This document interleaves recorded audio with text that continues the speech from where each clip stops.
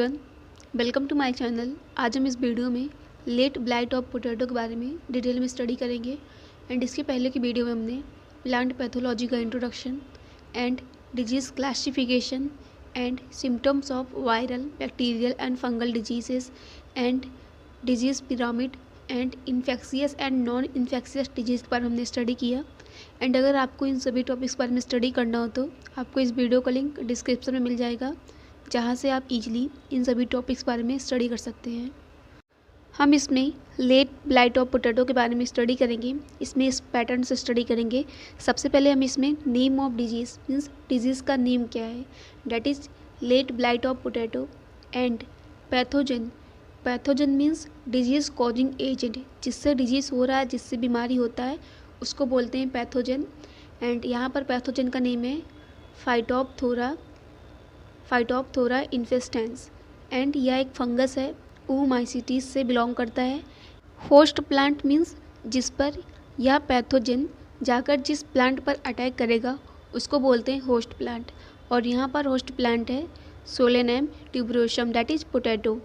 And यहाँ पर infect करेगा मीन्स इन्फेक्टेड प्लांट, प्लांट के किस पार्ट पर इन्फेक्ट कर रहा है, that is leaf, branch and tuber. Tuber means potato. Means यहाँ पर ये जो फाइटोप्थोरा इन्फेस्टेंस है, यहाँ पर इसका होस्ट प्लांट है Solanum tuberosum, that is potato. And potato का जो प्लांट है उस पर लीफ पर, ब्रांच पर, ट्यूबर मीन्स पोटैटो, यहाँ पर ये इन्फेक्ट करेगा और बहुत सारे स्पॉट्स फॉर्म होंगे। एंड यहाँ पर जो प्लांट है पोटैटो का मीन्स पोटैटो को और पोटैटो को प्लांट को दोनों को बहुत डिस्टर्ब करेगा, बहुत डैमेज करेगा। The late blight of potato is most important destructive disease of potato. Means late blight of potato एक बहुत ज़्यादा हार्मफुल डिजीज़ है पोटैटो पर। मीन्स ये पोटैटो को, प्लांट को, पोटैटो को बहुत डैमेज करता है, डिस्ट्रक्ट करता है। It is epidemic. Epidemic means अगर कोई डिजीज़ बहुत लार्ज एरिया में अगर कर रहा है, पाया जा रहा है, जैसे कि कंट्री, स्टेट या फिर डिस्ट्रिक्ट में, उसको बोलते हैं इपीडेमिक डिजीज़। एंड यह फाइटोप्थोरा इन्फेस्टेंस, जिससे late blight of potato disease हो रहा है, यह भी इपीडेमिक डिजीज़ है। And responsible for Irish famine disease 1842 to 1843। Means famine means अकाल। This fungus destruct all potatoes in Ireland, due to this 20 lakhs people were died. Means Irish famine disease Ireland में हुआ था, जिससे क्या हुआ था कि 20 lakhs पीपल वहाँ पर डेड हो गए थे, क्योंकि वहाँ पर पोटैटो का बहुत लॉस हुआ था आयरलैंड में, इसलिए इसको बोलते हैं Irish famine disease from 1842 to 1843। And इससे बहुत सारे people means 20 lakhs people were died. Symptoms of late blight of potato, that is अगर लेट ब्लाइट ऑफ पोटैटो हो रहा है तो यहाँ पर ये पोटैटो की ट्विग है मीन्स बंच है, ब्रांच है, तो वहाँ पर क्या होता है कि जो ये लीफ है, लीफ पर ऐसे स्पॉट पाए जाएंगे, ब्राउनिश या फिर ब्लैकिश स्पॉट पाए जाते हैं। और यह है इन्फेक्टेड ट्यूबर मीन्स यह है पोटैटो, एंड पोटैटो पर भी ऐसे ब्लैक या फिर ब्राउनिश स्पॉट पाए जाएंगे। एंड यह है इन्फेक्टेड स्टेम, इस पर भी बहुत सारे स्पॉट पाए जाएंगे। एंड ये सभी पार्ट है जिस पर ये फाइटोप्थोरा इन्फेस्टेंस अटैक करता है। यह इमेज इसमें यह है पोटैटो की लीफ और यहाँ पर ऐसे ब्लैक या फिर ब्राउनिश स्पॉट पाए जाएंगे।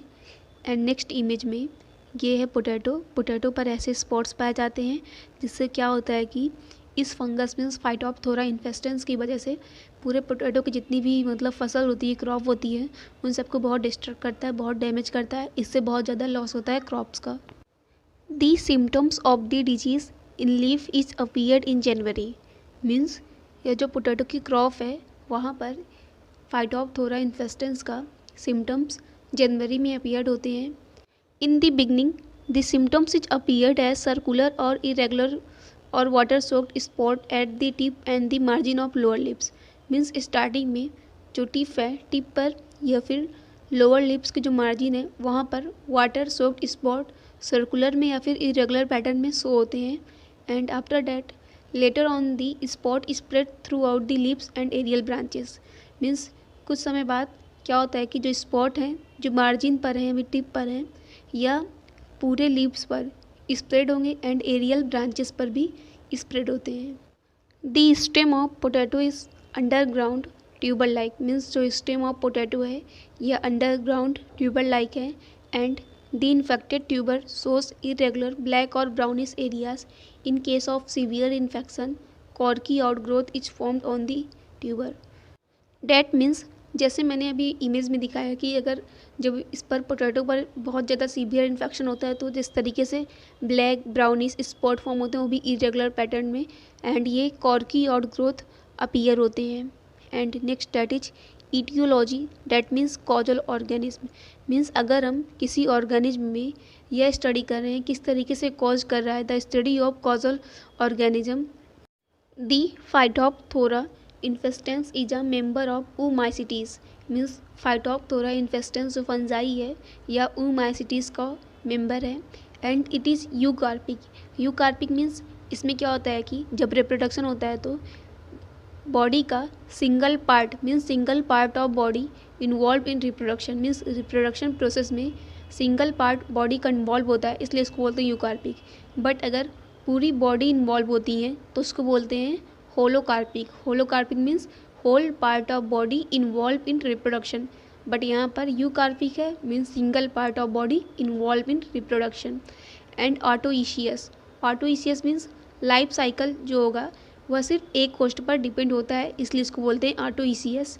एंड हेट्रोथैलिक मीन्स इसमें क्या होता है कि जब रिप्रोडक्शन होता है तो इसमें चिंद्रा मीन्स जीनस तो एक है बट यहाँ पर क्या होता है कि टू डिफरेंट स्पीसीज़ के बीच में रिप्रोडक्शन हो रहा है बट यहाँ पर जीनस सेम है बट यहाँ पर टू डिफरेंट स्पीसीज़ के बीच में रिप्रोडक्शन होता है इसलिए इसको बोलते हैं हेट्रोथैलिक।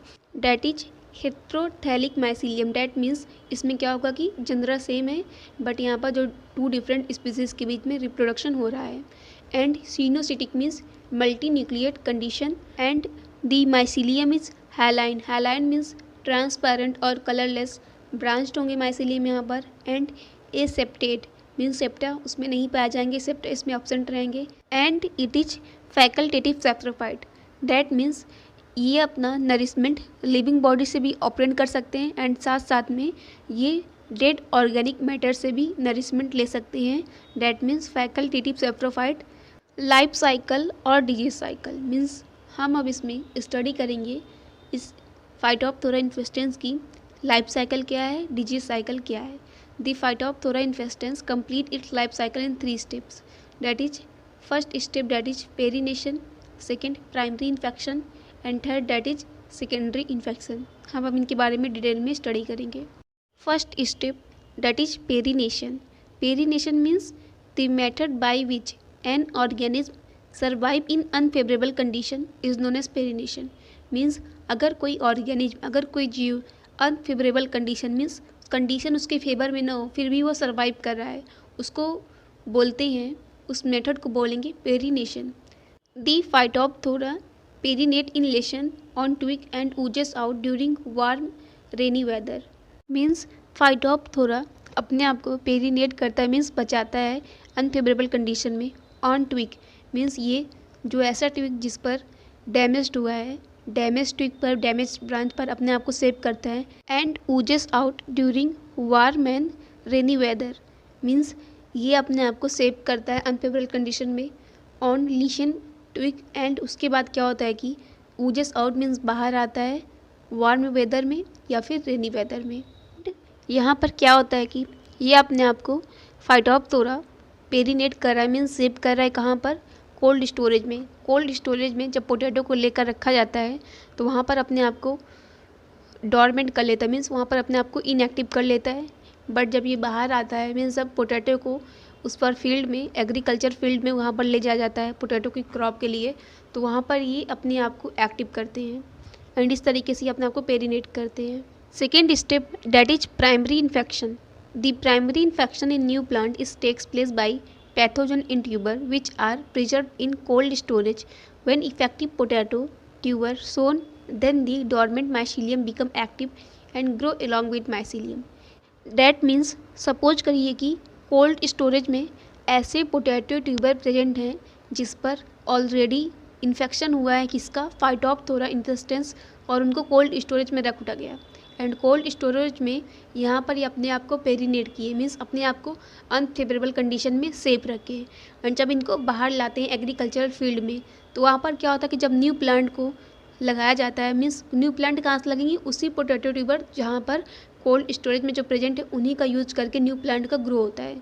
तो इससे क्या होता है कि जब ये फील्ड में आते हैं तो ये dormant mycelium, means dormant mycelium किसका, फाइटोप्थोरा इन्फेस्टेंस, ये फंगस है।